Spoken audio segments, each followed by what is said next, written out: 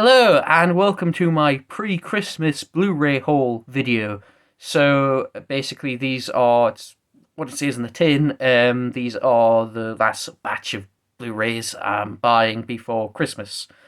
And they're all creature features, which is a weird coincidence. That wasn't intentional. Like I just happened to buy all these and then I've just realized today, oh, they're all creature features. So yeah, they're all monster movies. That wasn't intentional. That's just a funny coincidence. But anyway, and two of them are double features.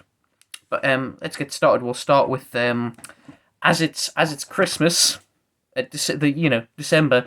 We'll start off with a one that's kind of a Christmas film of the Gremlins 1 and 2 double feature, the Gremlins collection. I already have the first one on its own, but I didn't own the second one. I believe the second one was put out as part of the premium collection over here, HMV. But it's out of print now. So the only way you can get the second one in this country on Blu-ray anymore is if you buy the collection. And it was reduced. It was from the entertainment store. It's normally £14.99, but it was reduced to £11 something. So I thought, oh well, it's on sale, so I'll get it. And then I've got Gremlins too because I fancy watching it again. Annoyingly, I checked today and it's currently on Amazon. It's £8.99, so I could have saved a few more quid.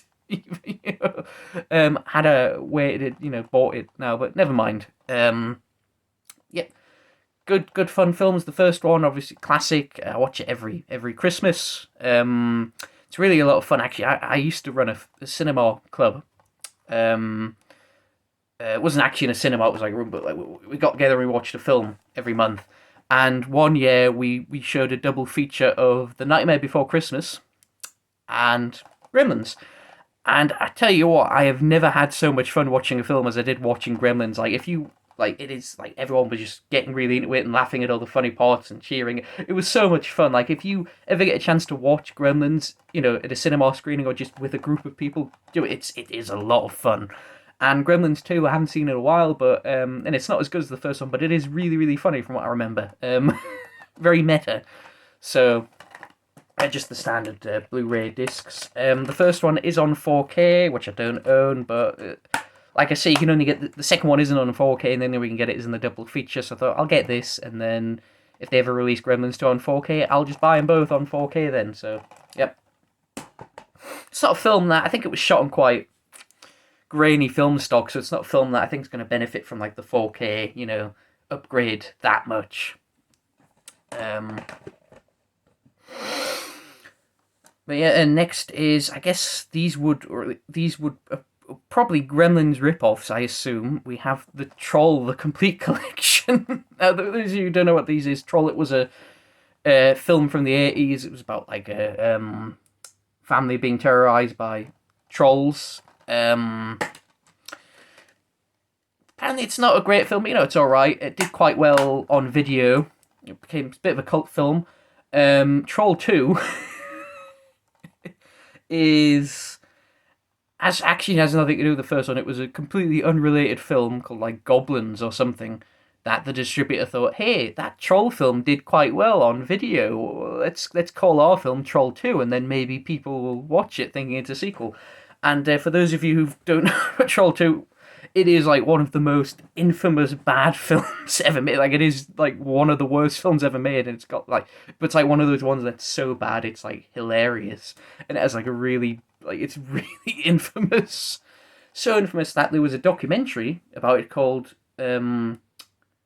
Best Worst Movie, which is included on here, so you get both films and the documentary.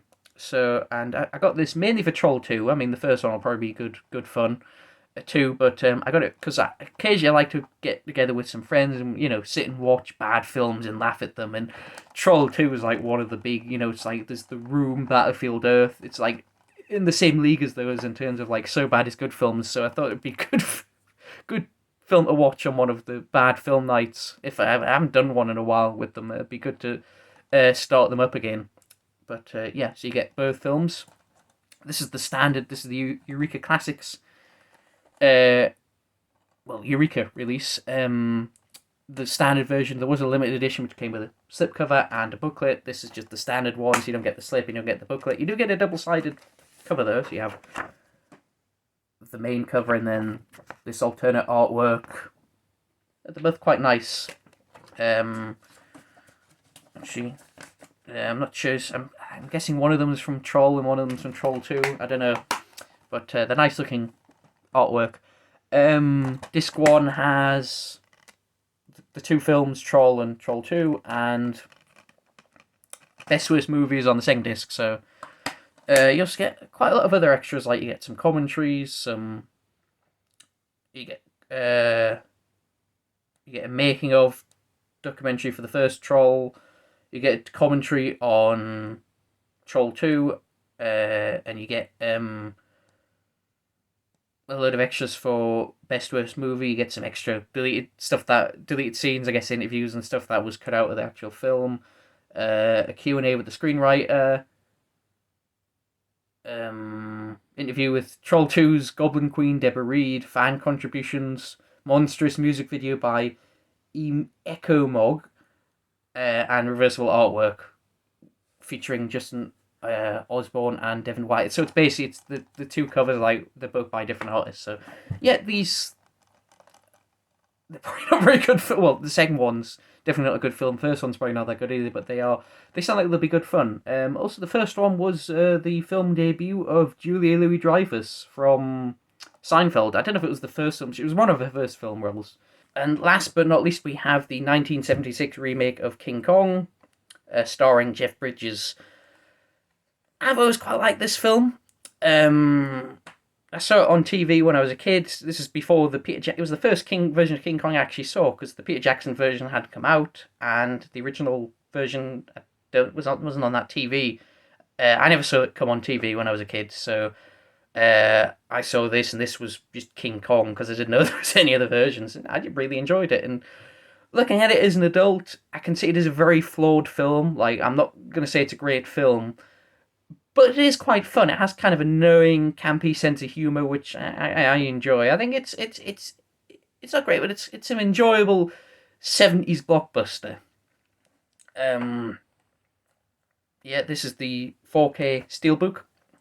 I don't tend to pick up steelbooks that often. I'm not the biggest fan of them, but there's the two discs. The regular 4K release there's a fold out poster included with this, which has this is the regular artwork. If you buy just the 4K, the standard slipcover version, that's the cover.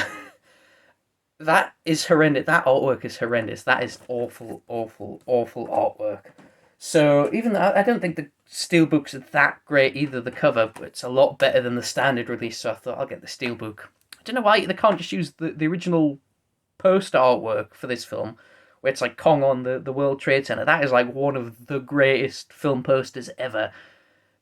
And, why didn't they use that? I mean, I guess at first I thought, well, maybe it's because they don't want to show the World Trade Center on the cover because of 9/11, but this has the World Trade Center on the cover, so I don't know why. I think they just, for whatever reason, studios, they just make their own like new artwork, instead of just using the poster, even though the posters look much better. I don't know why. I used to have the poster for this film on my wall. I've took all my posters off the wall currently because the walls need painting, so I've took them down, and then so I can paint them. But I have the poster for this. It's not an original; it's a reproduction. But I love this poster so much. I love the poster so much. So it's kind of annoying that it's not on this release. But the 4K transfer is good though. I watched it last night, and it does look pretty good. It's had a bit of it's one of those, like a lot of remasters of like older films, where they've kind of given it a yellow tint or a teal tint. This has like a teal tint. I don't know why they do that. That's not how films from this period look. I don't know why they keep doing that, but even though the colours are a bit off, it does look actually very good. It looks a lot better than previous versions. Also includes the TV edit, basically back in the day, like 70s, 80s, when they would show some of these big blockbuster films like this, Superman the movie, Dune. They would put deleted scenes back into the film and make them about 3 hours long. so they could include more ad breaks and therefore make more money from advertisers.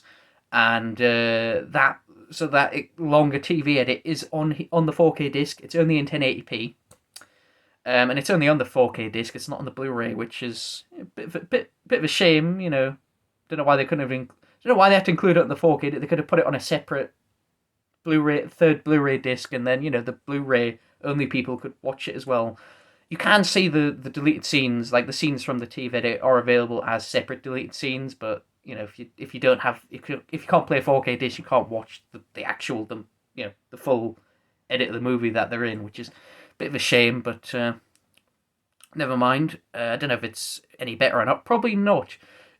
I mean, I'm guessing they're usually just scenes that were left out of the theatrical cut for a good reason, because they weren't needed and they were just put in there just to make it longer, just for more ad breaks. But it's nice to have anyway. But yeah, that's all the pickups. Let me know if you've seen any of these films. Let me know what you think about them in the comments. Hope you enjoyed the video. If you did, give it a like, and I'll see you next time.